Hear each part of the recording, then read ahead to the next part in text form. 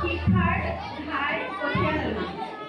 কাৰণ সেই ঘৰখনৰ পৰা যেতিয়া আহে তেতিয়া তেওঁলোকৰ আচাৰ আচৰণ প্ৰত্যেকটো কথা ল'ৰা ছোৱালীৰ লগত আদান প্ৰদান তাত ফুটি উঠে। সেয়েহে অভিভাৱক অভিভাৱিকাসকলে তেওঁলোকক এই দিশটোত মোৰ মতে গুৰুত্ব প্ৰদান কৰাটো খুবেই প্ৰয়োজন।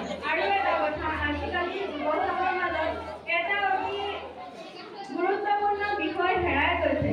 আগতে সেই তেনেধৰণৰ বিষয়বোৰৰ ওপৰত পাঠ্যক্ৰমত সন্নিৱিষ্ট কৰা আছিল যে নীতি শিক্ষা। আজিৰ যুগৰ শিশুসকলৰ মাজত সেই নীতি শিক্ষাটোৰ অভাৱ দেখা গৈছে। সেয়েহে যদি আমি নেহেৰু খুৰাৰ আদৰ্শৰে শিশুসকলক দেশৰ ভৱিষ্যত ৰূপে গঢ় দিব লাগে, তেতিয়াহ'লে আমি শিশুসকলক সৰুৰে পৰাই সেই দিশটোৰ ওপৰত গুৰুত্ব দিব লাগিব।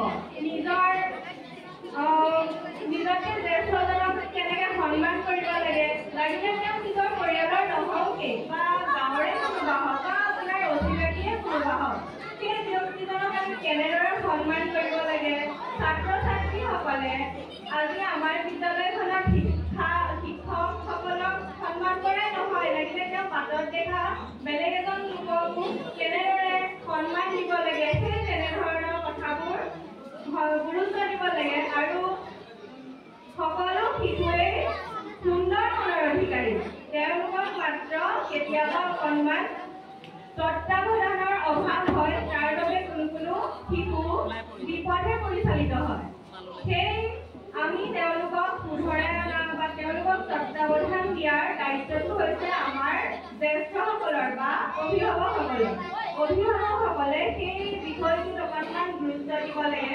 আৰু মোৰ মতে ছাত্ৰ ছাত্ৰীসকলেও নিজৰ সেইবোৰ কথাত গুৰুত্ব দিব লাগে। কাৰণ কালিলে তেওঁলোকৰ কোনোবা এজন ইয়াৰ মাজৰে ছাত্ৰ ছাত্ৰীৰ হাতত নিজৰ দেশখন পৰিচালনা কৰাৰ দায়িত্বও আহি পৰিব। যদি আমি এই ক্ষেত্ৰত মোক এটা কথা মনত পৰি গ'ল, হজৰত মহম্মদ ছাল্লাল্লাহু আলাইহি এটা কথা কৈছিল যে উপদেশতকৈ আৰ্হি শ্ৰেষ্ঠ। যদি আমি কোনোবা এজন আমাতকৈ সৰু ল'ৰা ছোৱালীক কিবা এটা উপদেশ দিবলৈ যাওঁ, তেতিয়াহ'লে নিজেই ভাল হ'ব লাগিব, তেতিয়াহে আমি কাৰোবাক উপদেশ দিব পাৰিম। মই আমাৰ বিদ্যালয়ত অধ্যয়ন কৰি থকা মোৰ মৰমৰ যিসকল অকণমান ওপৰ ক্লাছৰ ছাত্ৰ ছাত্ৰী, তেওঁলোকৰ প্ৰতি মোৰ এটাই অনুৰোধ যে তোমালোকে যাতে নিজৰ যিটো আচৰণ সেইটোৱে নিজৰ পৰিচয় দিয়া।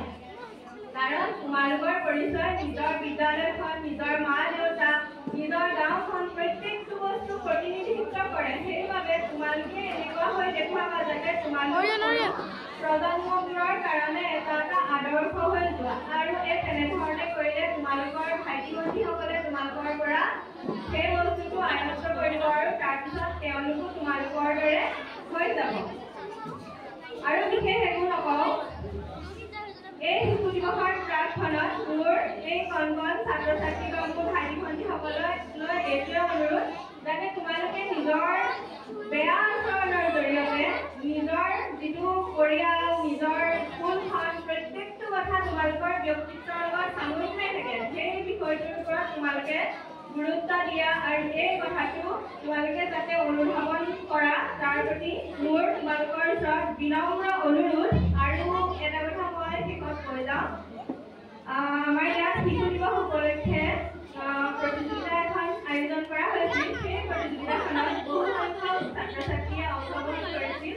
আৰু তাৰ ভিতৰতে সকলোৱে জানা যে প্ৰত্যেকটো বস্তু সকলোৰে ভাল হয়, কিন্তু আমি কোনোবা দুজন বা তিনিজনকহে শ্ৰেষ্ঠ স্থান দিব পাৰোঁ। সেয়েহে যিসকল প্ৰতিযোগীয়ে অংশগ্ৰহণ কৰিছিলা তেওঁলোকে যাতে মনত দুখ নকৰা, আমি তোমালোকৰ সকলোৱে ভাল হৈছিল, কিন্তু তাৰ ভিতৰত আমি কেইজনমানক চিলেক্ট কৰিবলগীয়া হ'ল। আৰু সেই ছাত্ৰ ছাত্ৰীসকলে অনাগত দিনত যে আৰু অধিক চেষ্টা কৰা, তাৰ বাবে পুৰস্কৃত হোৱা সকলোকে মোৰ শুভেচ্ছা থাকিল। আৰু যিসকলে পুৰস্কাৰ নাপালা তেওঁলোকে অদূৰ ভৱিষ্যতে যাতে আৰু অধিক চেষ্টা কৰা, তাৰ বাবে মোৰ অনুৰোধ থাকিল। ধন্যবাদ।